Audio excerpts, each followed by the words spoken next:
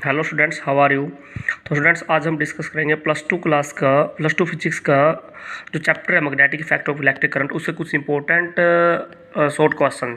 तो students, first question देखिए जो आपके बोर्ड पे लिखा हुआ है। फर्स्ट क्वेश्चन है बेटा, ए proton is moving in straight line. कोई प्रोटोन है वो स्ट्रेट लाइन में मूव कर रहा है बेटा। It enters magnetic field along field direction, how path and velocity will change. तो फर्स्ट क्वेश्चन क्या है बेटा, देख लीजिए, आप पेज पे लिखा हुआ है। क्वेश्चन क्या कहता है कि एक प्रोटोन है बेटा जो स्ट्रेट लाइन में मूव कर रहा है। तो proton is moving in straight line enters in magnetic field along field direction, how path and velocity will change. तो फ्रेंड देखो, प्रोटोन किस में मूव कर रहा है बेटा, स्ट्रेट लाइन में कर रहा है, मूव कर रहा है और parallel to the magnetic field, ठीक है ना। तो देखो, आपको पता है कि किसी भी चार्ज पार्टिकल पे अगर वो मूव कर रहा है उस पर फोर्स कितना लगता है बेटा, एफ इजिकल टू क्या हुई बी साइन थीटा। बट जो चार्ज पार्टिकल है वो मैग्नेटिक फील्ड के अलोंग है, ठीक है ना, enters magnetic field direction. It means velocity और बी दोनों क्या भाई सेम डायरेक्शन में है, तो एंगल कितना हो जाएगा बेटा, जीरो हो जाएगा।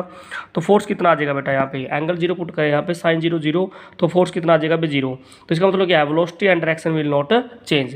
क्योंकि अगर किसी चार्ज पार्टिकल पे कोई फोर्स ना लगे तो इसका मतलब क्या होगा, उस पर कोई डिफ्लेक्शन नहीं आएगा, इसका मतलब उसकी वेलोसिटी चेंज नहीं होगी और उस पर फोर्स भी कितना लगेगा, जीरो लगेगा। सेकंड क्वेश्चन क्या है बेटा, ये मैं आपके साथ डिस्कस कर चुका हूँ।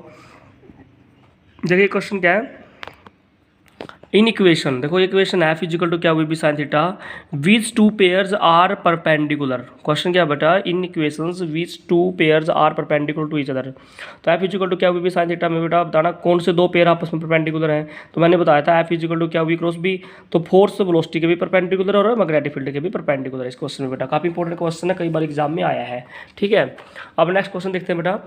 देखो नेक्स्ट क्वेश्चन क्या है, what will be force on stationary charge in magnetic field. देखो कौन सा चार्ज है भाई, ये स्टेशनरी चार्ज है, और अगर ये चार्ज स्टेशनरी है तो वेलोसिटी कितनी होगी, जीरो। अरे स्टेशनरी चार्ज पे वेलोसिटी कितनी होती है बेटा, जीरो होती है। तो v इक्वल टू जीरो, तो फोर्स कितना आ जाएगा भाई, जीरो आ जाएगा। काफ़ी इंपॉर्टेंट क्वेश्चन है बेटा, ये आपने याद रखना है। अच्छा ये क्वेश्चन देखिए काफ़ी इंपॉर्टेंट है, right any rule which give direction of current and magnetic field.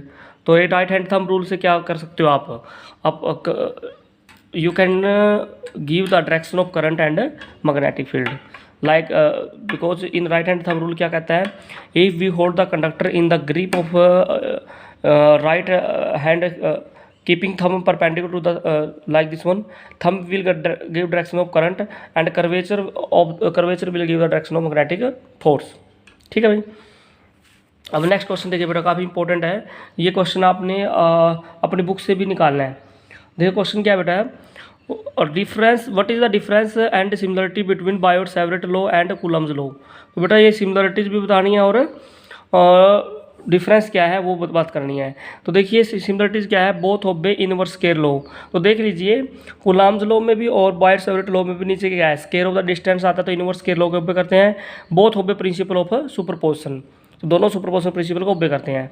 Difference क्या है भाई, देखो force is on the line joining the two charge in conductor. कहने का मतलब क्या है कि जब आप बात करते हो कूलम्स फोर्स की, तो फोर्स क्या होता है भाई, फोर्स तो उसी के एक्ट करता है जिसके लॉन्ग चार्ज पार्टिकल होते हैं कूलम्स लॉ के अंदर। बट बायोट सेवरेट लॉ के अंदर मैग्नेटिक फोर्स और मैग्नेटिक फील्ड क्या होते हैं भाई, परपेंडिकुलर होते हैं, या you can say that B is perpendicular to D L. अब कूलम्स लॉ में क्या है भाई, electric field can be due to static charge. Coulomb's law में तो चार्ज क्या हो सकता है भाई, चार्ज रेस्ट पे होता है। बट बायोट सेवरेट लॉ के अंदर क्या होता है भाई, चार्ज मूव कर रहा होता है, तभी तो करंट कैरिंग कंडक्टर है भाई वो। तो काफ़ी इंपॉर्टेंट क्वेश्चन है बेटा, कई बार आया है एग्जाम में, तो ये क्वेश्चन भी आपने याद रखना है। अब नेक्स्ट क्वेश्चन देखो बेटा, मैं आपके सामने जो डिस्कस करूँगा काफ़ी इंपॉर्टेंट क्वेश्चन आए हैं जो कई बार एग्जाम में रिपीट होते हैं। तो नेक्स्ट क्वेश्चन देखिए, देखिए क्या लिखा हुआ है। क्वेश्चन क्या बेटा, जस्ट 1 मिनट, हाँ ये रहा बेटा। देखो क्वेश्चन क्या है आपका, देखिए लॉरेंट्ज फोर्स के बारे में मैंने बात कर ली थी। एक ऐसी फोर्स जो इलेक्ट्रिक फील्ड और मैग्नेटिक फील्ड दोनों की वजह से लगती है, दैट इज कॉल्ड लॉरेंट्ज फोर्स। ये देखो ये क्वेश्चन काफी इंपॉर्टेंट है, कहता है कि both electric field and magnetic field can deflect an electron, what is difference in deflection. अगर किसी चार्ज पार्टिकल को इलेक्ट्रिक फील्ड और मैग्नेटिक फील्ड में रख दें तो उसके ऊपर तो डिफ्लेक्शन तो आएगा ही ऑब्वियसली, क्योंकि उसके ऊपर फोर्स लगता है। बट दोनों की डिफ्लेक्शन में क्या डिफरेंस है वो बात कर रहा है। तो देखो जब किसी चार्ज पार्टिकल को आप इलेक्ट्रिक फील्ड में रखते हो तो उसके ऊपर फोर्स क्या लगता है, तो आपको पता है भाई फोर्स क्या होता है। जब किसी चार्ज पार्टिकल को इलेक्ट्रिक फील्ड में रखें तो फोर्स क्या होता है भाई, F is equal to Q into E, ये फोर्स लगता है, आप सभी को पता है, ये F is equal to Q into E, ठीक है। बट जो चार्ज पार्टिकल में फोर्स लगता है वो किसके डायरेक्शन में लगता है, in the plane of electric field. जो प्लेन इलेक्ट्रिक फील्ड का उसी डायरेक्शन में क्या लगता है, उसके ऊपर फोर्स लगता है। बट जब किसी चार्ज पार्टिकल को मैग्नेटिक फील्ड में रख देते हो तो उसके ऊपर फोर्स क्या लगता है बेटा, you know F is equal to Q V sine theta, यानी कि क्यू वी क्रॉस बी। यहाँ पे देखिए बेटा, फोर्स किसके परपेंडिकुलर है, वेलोसिटी के भी, और फोर्स किसके परपेंडिकुलर है, मैग्नेटिक फील्ड के भी। तो फर्स्ट वाले में तो फोर्स किसके प्लेन में था, इलेक्ट्रिक फील्ड में। सेकंड वाले में फोर्स क्या, परपेंडिकुलर टू मैग्नेटिक फील्ड है। तो दोनों के डिफ्लेक्शन में भी तो क्या होगा भाई, डिफरेंस आएगा। नेक्स्ट क्वेश्चन देखिए बेटा, काफी इंपॉर्टेंट है ये क्वेश्चन में। क्या कहता है देखो, what work done in moving A charge in magnetic field. कहते कोई चार्ज पार्टिकल को आपने क्या कर दिया भाई, मैग्नेटिक फील्ड में रखा है, तो उसके ऊपर वर्क डन कितना लगेगा। अच्छा एक बताओ मुझे, जब किसी चार्ज पार्टिकल को मैग्नेटिक फील्ड में रखते हैं तो उसके ऊपर फोर्स क्या लगती है बेटा, एफ इजिकल टू क्या वी क्रॉस बी।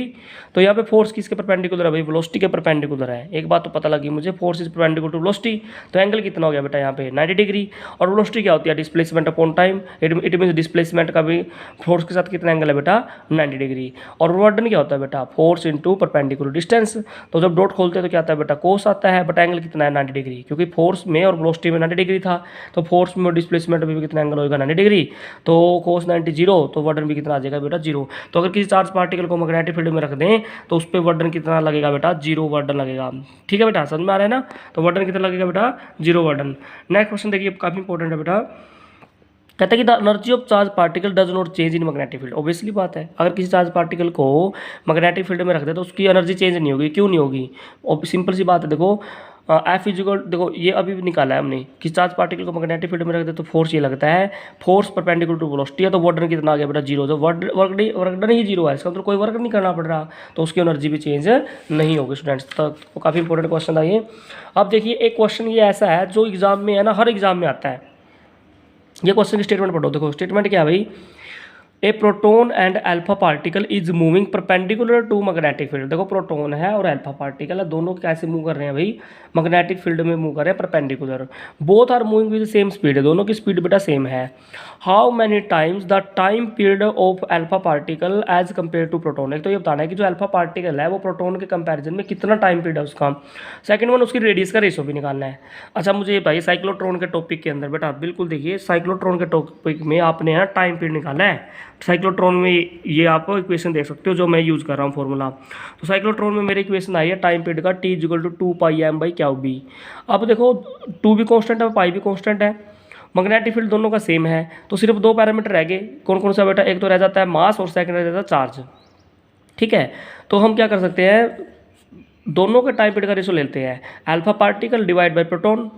अच्छा एक बात बताओ मुझे, सिंपली बात करते हैं, ये दोनों को कैंसिल करने के बाद इधर बच जाता है मास और चार्ज, यहाँ पे भी मास और चार्ज। बेटा बेसिकली देखा जाए जो अल्फा पार्टिकल होता है ना, अल्फा पार्टिकल वो हीलियम एटम होता है। अल्फा पार्टिकल क्या होता है भाई, हीलियम एटम। हीलियम एटम मतलब बेटा चार्ज कितना है, 2 टाइम ऑफ प्रोटॉन, और मास कितना है, 4 टाइम ऑफ प्रोटॉन। तो अल्फा पार्टिकल पे चार्ज कितना रख दिया मैंने इस न्यूमेरिकल में, चार्ज देखो अल्फा पार्टिकल पे मास रख दिया बेटा 4 टाइम मास ऑफ प्रोटॉन, और चार्ज रख दिया 2 time mass of proton, sorry 2 time charge of proton.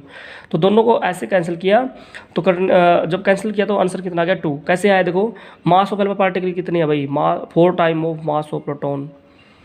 Okay, अब यहाँ पे देखो, क्योंकि यहाँ पे है ना रेशो किसका बेटा भाई, मास अपॉन चार्ज का रेशो है ना, मास अपॉन, तो 4 time of mass of proton, और चार्ज कितना है भाई, 2 time of charge on proton. ठीक है, जब डिवाइड करोगे तो इधर चला जाएगा मास ऑफ प्रोटॉन और ऊपर आ जाएगा चार्ज ऑन प्रोटॉन। ठीक है, ये इससे कैंसिल हो जाएगा बेटा, मास से मास कैंसिल हो जाएगा, तो 2 से 2 कैंसिल हो जाएगा, तो कितना आ जाएगा बेटा 2 टाइम। इसका मतलब क्या है कि जो टाइम ऑफ अल्फा पार्टिकल है that is 2 time of the charge, 2 time of the time of proton. बिल्कुल क्लियर आ गया। अब देखो रेडियस का भी रेशो निकालना है, तो अगर रेडियस का रेशो लो बेटा तो वंस अगेन साइक्लोट्रॉन में ये इक्वेशन आती है mv² by r equal to क्या हुई भी, यहाँ से हमने रेडियस निकाल ली। वंस अगेन यहाँ पे रेडियस किस पे डिपेंड करती है, मैग्नेटिक फील्ड भी सेम है, वेलोसिटी भी सेम है, तो मास अपॉन चार्ज है, तो दोनों का रेडियस का भी रेशो लेंगे, तो मास अपॉन चार्ज का रेशो लेंगे, तो वंस अगेन आपका ये रेशो भी आ जाता है। तो आप ट्राई करना स्टूडेंट्स, काफ़ी इंपॉर्टेंट है। नेक्स्ट क्वेश्चन काफी इंपॉर्टेंट, देखो कहते हैं can we have galvanometer converted into ammeter of I greater than I G, sorry I less than I G. क्या कोई ऐसा गैल्वेनोमीटर है कि जिससे आपका एमीटर बन जाए जिसकी रेंज क्या हो गई, आई जो करंट एमीटर का है वो लेस देन गैल्वेनोमीटर आ जाए। तो देखो बेटा, जब हम ये एक्सप्रेशन या जब ये टॉपिक किया था conversion of galvanometer into ammeter, तो बेटा ये संट का एक्सप्रेशन आया है S is equal to I G G I minus I G. अगर I G is greater than I है तो बेटा ये नेगेटिव है, तो ओवरऑल वैल्यू क्या आ जाएगी नेगेटिव। नेगेटिव आने से मतलब क्या हुआ बेटा, संट नेगेटिव हो जाती है, विच इज़ नॉट पॉसिबल, जो पॉसिबल नहीं है। अगला क्वेश्चन देखो बेटा, कहता है कि why voltmeter is connected in parallel and ammeter in series. बेटा सभी को पता है एमीटर को सीरीज में लगाया जाता है, क्यों? क्योंकि इट मेजर द करंट। तो इसका मतलब इसमें से क्या पास होना चाहिए बेटा, करंट पास होना चाहिए, ठीक है। तो see it is connected in series and its resistance should be negligible. और वोल्टमीटर को पैरेलल में लगाया जाता है, क्यों? क्योंकि it measure the potential difference, ठीक है। So it is connected in parallel and its resistance should be very high. तो काफ़ी इंपॉर्टेंट क्वेश्चन था बेटा ये, आपने इसको तैयार करना है।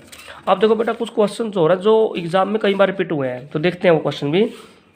देखो ये क्वेश्चन है बेटा जो आपके पेज पे है, कहते हैं कि what is radial magnetic field and how it is produced. बेटा मूविंग कॉइल गैल्वेनोमीटर टॉपिक याद करो, उसमें है ना मैंने रेडियल मैग्नेटिक फील्ड का जिक्र किया है। रेडियल मैग्नेटिक फील्ड का मतलब है बेटा plane of coil is perpendicular to magnetic field, ये होता है रेडियल मैग्नेटिक फील्ड। तो magnetic field is always parallel to plane of coil, या you can say that plane of coil is parallel to magnetic field, that is radial magnetic field. और इसको कैसे produce करोगे बेटा, याद करो वहाँ पे हमने कनकेव शेप के तो पोल लगाए थे मैग्नेटिक पोल, और सॉफ्ट आयरन का सिलेंडर रखा था, ठीक है। तो we can produce radial magnetic field by using concave shape magnetic pole and soft iron cylinder inside the frame. अब अगला क्वेश्चन देखो बेटा, why radial magnetic field is use. अब क्वेश्चन थोड़ा सा पूछ लिया कि मूविंग कॉइल गैल्वेनोमीटर के अंदर रेडियल मैग्नेटिक फील्ड ही क्यों यूज करते हैं। बेटा वहाँ पे याद करो, हमें पता है टॉर्क का फॉर्मूला क्या होता है, tau is equal to N I A B cos theta.